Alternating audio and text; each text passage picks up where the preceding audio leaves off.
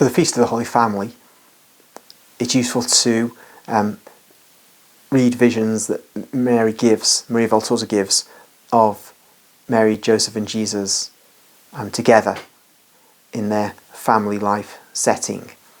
And on a previous video I've done, I've read the scene when the Holy Family is in exile in Egypt, in their humble home there.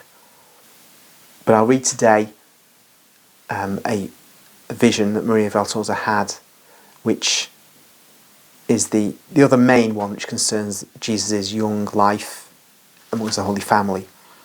It's the first working lesson given to Jesus, chapter 37 of the Poem of the Man God, volume 1. I see my little Jesus appear as sweet as a ray of sun on a rainy day. He is a little child about 5 years old, completely blonde and most beautiful, in his simple blue dress, which reaches down to half his well-shaped calves. He's playing with some earth in the little kitchen garden. He makes little heaps with it, and on top he plants little branches, as if he were making a miniature forest. With little stones he builds little roads, and then he would like to build a little lake at the foot of his tiny hills. He therefore takes the bottom part of an old pot and inters it up to its brim, and then fills it with water, with a pitcher which he dips into a vessel, which is certainly used either for washing purposes or to water the little garden. But the only result is that he wets his dress, particularly its sleeves. The water runs out of the chipped pot, which is probably also cracked, and the lake dries up. Joseph appears at the door, and for some time he stands very quietly, watching the work of the child, and smiles. It is a sight indeed that makes one smile happily. Then, to prevent Jesus from getting more wet, he calls him. Jesus turns round smiling, and when he sees Joseph, he runs towards him with his little arms stretched out. Joseph, with the edge of his short working tunic, dries the little hands which are soiled and wet and kisses them. And then there is a sweet conversation between the two. Jesus explains his work and his game and the difficulties he met in it. He wanted to make a lake like the Lake of Gennesaret. I therefore suppose that they've either spoken to him about it or they've taken him to see it. He wanted to make a little one for his own delight. This was Tiberias. There was Magdala, over there, Capernaum. This was the road that took to Nazareth, going through Cana. He wanted to launch some little boats in the lake. These leaves are boats. And he wanted to go over to the other shore. But the water runs away. Joseph watches and takes an interest, as if it were a very serious matter.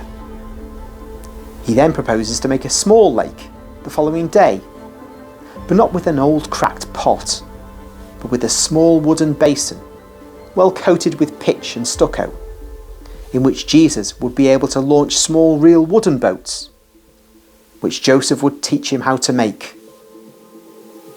Just then, he was bringing him some small working tools suitable for him, that he might learn to use them without any fatigue.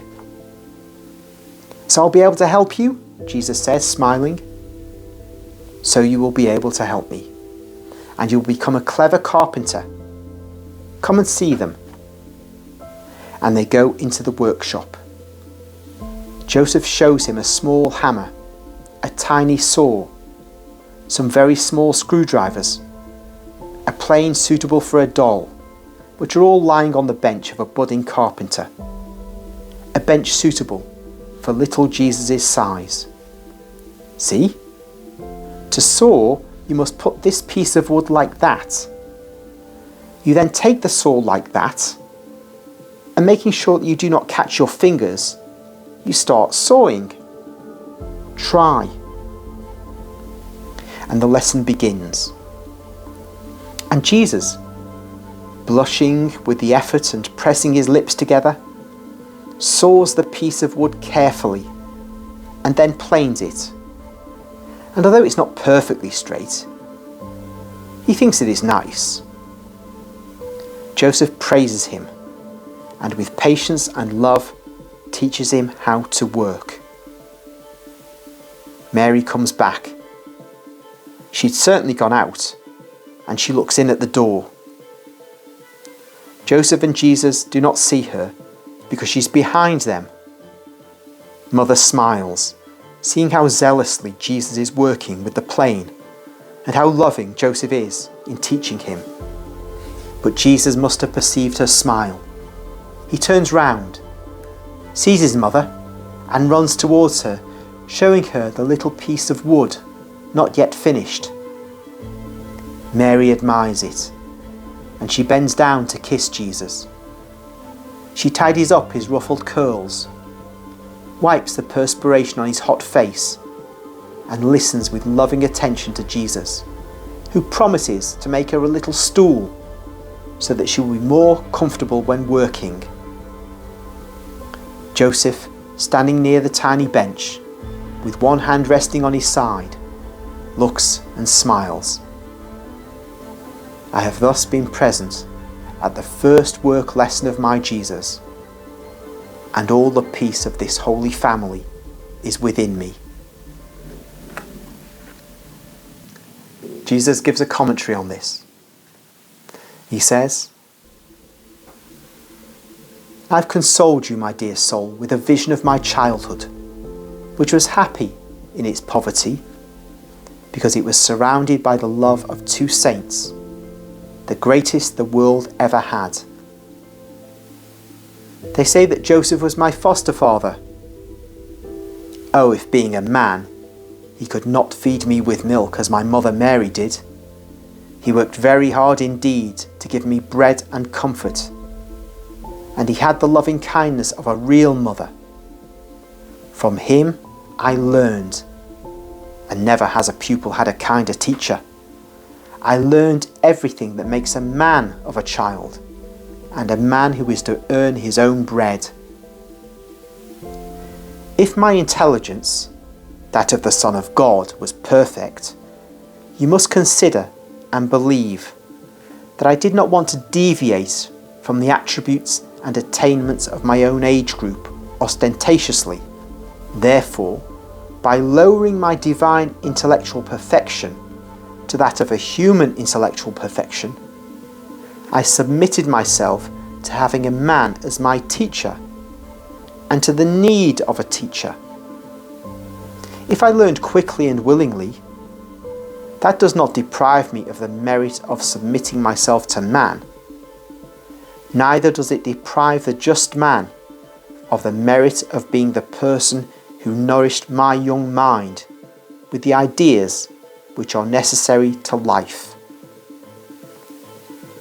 Not even now that I'm in heaven can I forget the happy hours I spent beside Joseph, who, as if he were playing with me, guided me to the point of being capable of working.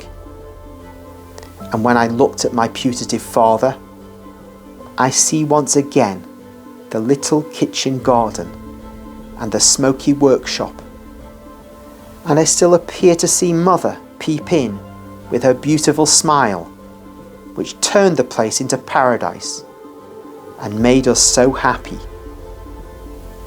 How much families should learn from the perfection of this couple who loved each other as nobody else ever loved.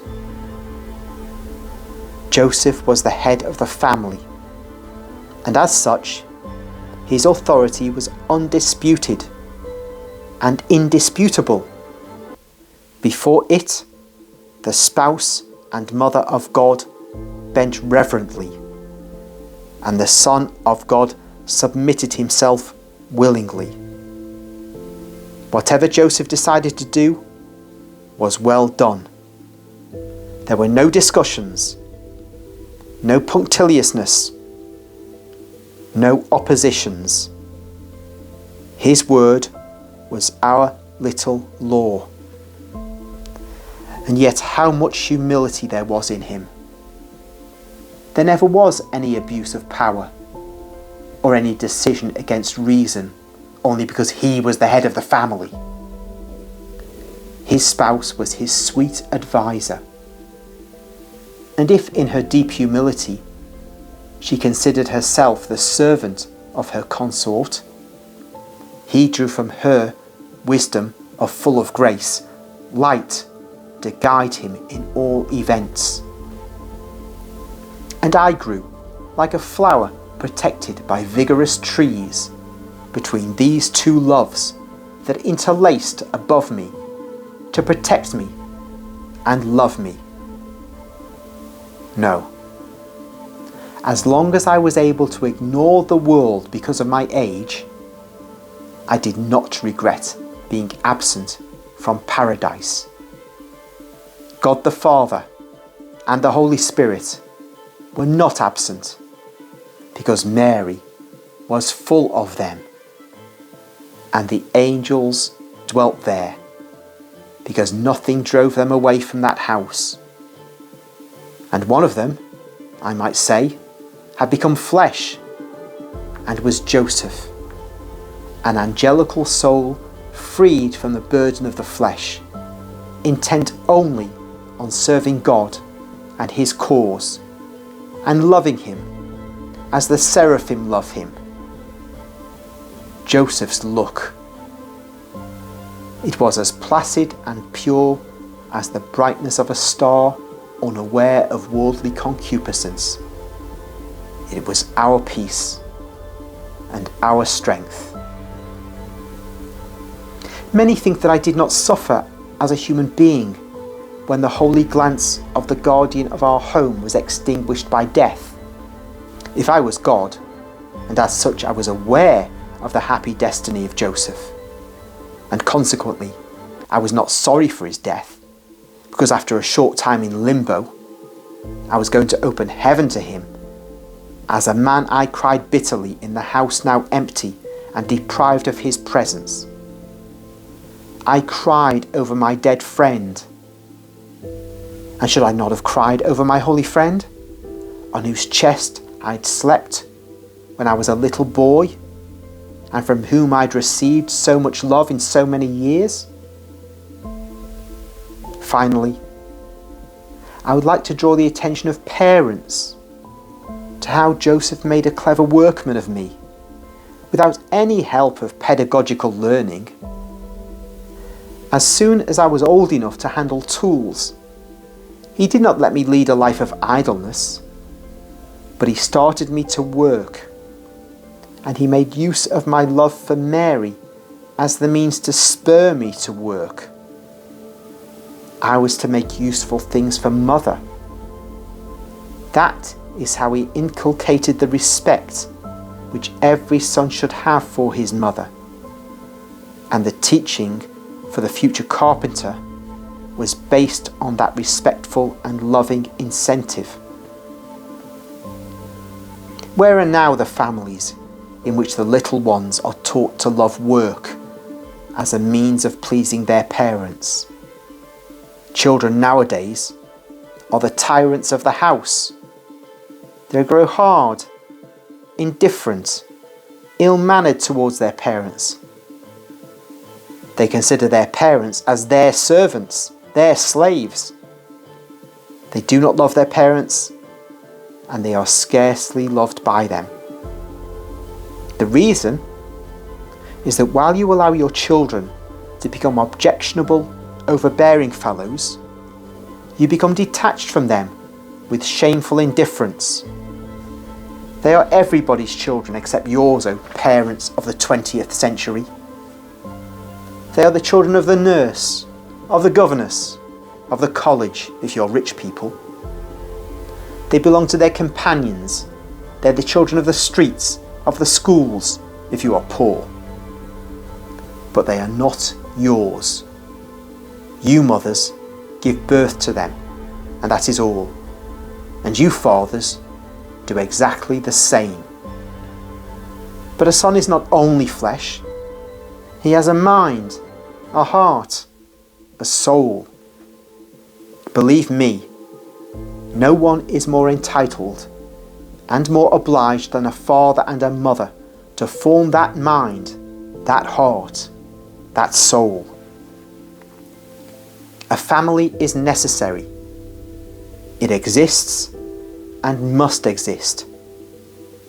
There is no theory or progress capable of destroying this truth without causing ruin. A shattered family can but yield men and women who in future will be more perverted and will cause greater and greater ruin. And I tell you, most solemnly, that it would be better if there were no more marriages and no more children on the earth, rather than have families less united than the tribes of monkeys. Families which are not schools of virtue, of work, of love, of religion, but a Babel in which everyone lives on his own, like disengaged gears, which end up by breaking. Broken families.